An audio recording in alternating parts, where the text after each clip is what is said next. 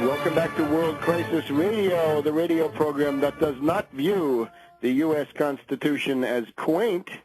Of course, our Constitution has a general welfare clause in it, but it's also got a natural-born citizen clause. And we now want to welcome our friend Phil Berg, distinguished lawyer from Philadelphia. Phil was on ABC Nightline Twittercast this week, and in order to oppose him, some of you may have seen, they dredged up a beachcomber, a superannuated beach boy with a motor mouth who never shut up. But Berg made the main points and I think struck a blow for the Constitution. Welcome, Phil.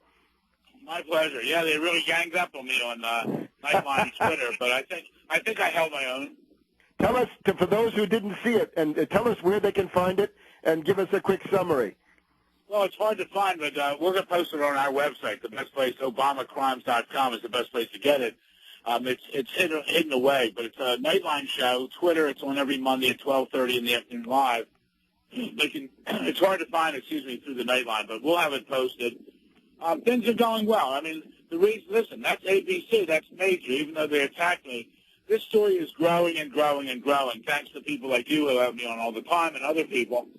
I was just down at Independence Hall a few minutes ago taking a picture. There's a Philadelphia Weekly, which is a newspaper that comes out, weekly around here, and on the front page profile story next week.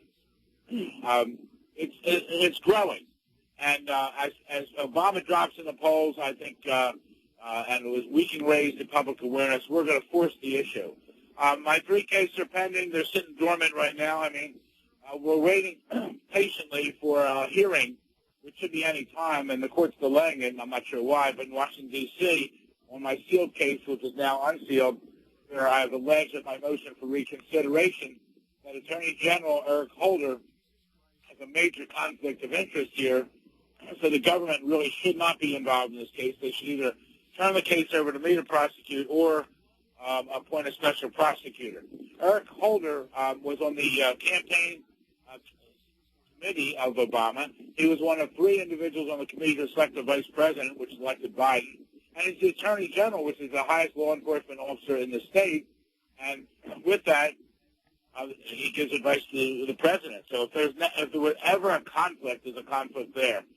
I'm waiting for the court to decide what to do on it. This is the same judge who said he had no input into anything on the False Claims Act. So that's where the case is now, and we'll have to see what happens with that. The other case is the Hollister case, the retired Air Force Colonel Hollister.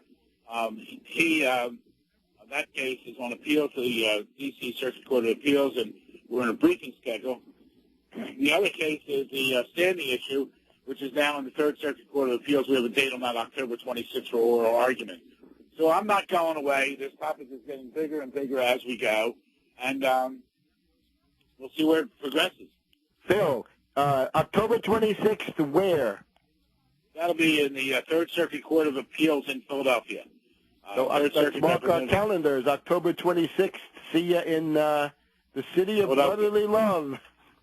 Now, before that, hopefully in the next few weeks, we should have a hearing scheduled in the Washington, D.C. District Court. And that was the sealed case, but it's now unsealed. So we'll get that date out, and hopefully we can get a lot of people there to support that issue. I think that's the major issue. We have to get the public awareness up. We have to start getting pressure on Obama. On his first day in office, people have to know he signed an order sealing all his documents. How absurd is that? I mean, what do you mean all his documents? Everything. He sealed everything.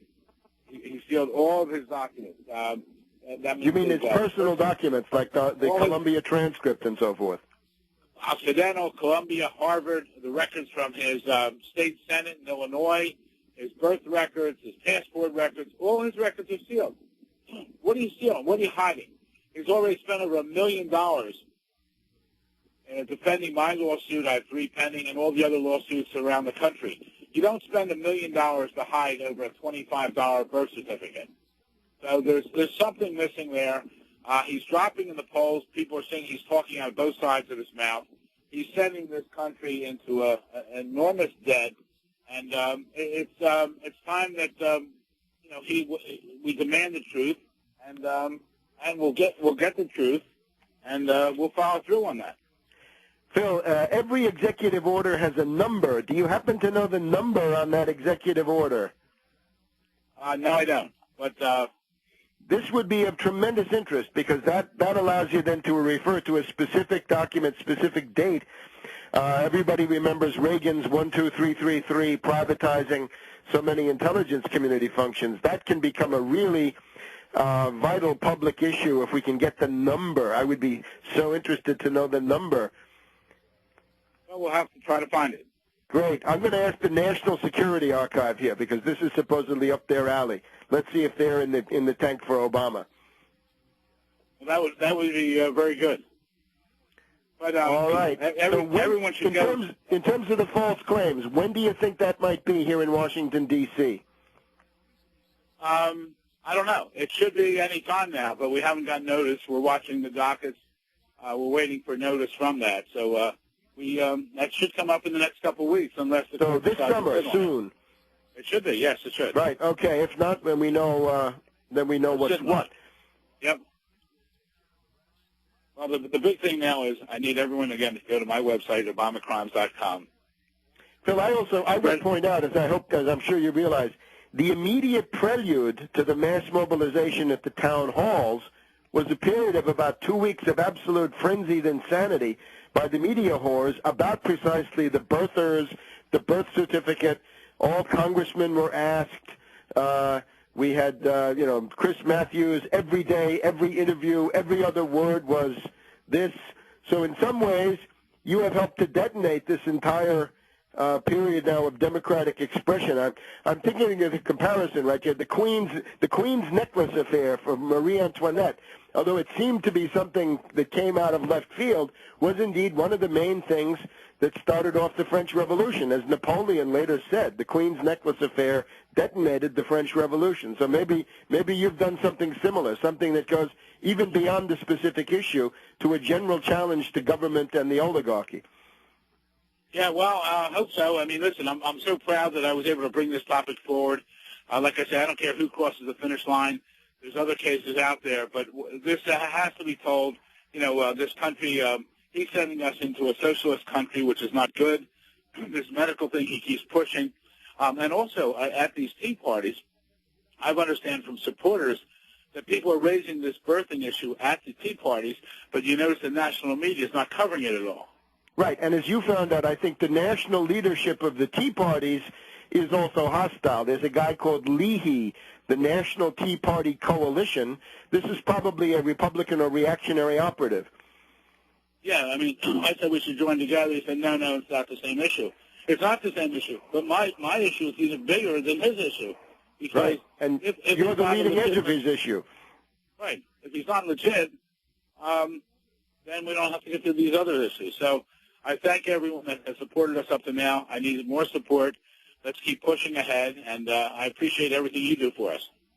Wonderful, Phil. We're going to be with you week by week as we go into the autumn, because this issue is going to get bigger and bigger, and people still want to know why can't we see that typewritten 1961 birth certificates are typewritten. They have pen and ink signatures on them. They're not generated by a computer. They're not printouts. They're the old-fashioned typing and writing with a pen. And it has about 45 different pieces of information on it, and nobody has seen it. Right. Well, you haven't seen it because, we haven't seen his birth certificate from Hawaii because it's not from Hawaii. This guy was born in Kenya. It's the biggest fraud in our country in 230 years, the biggest hoax in our country. And we're hoping now that people will come forth with it. If people can make a contribution, we could use donations. Okay, we'll see you next week, Phil. ObamaCrimes.com.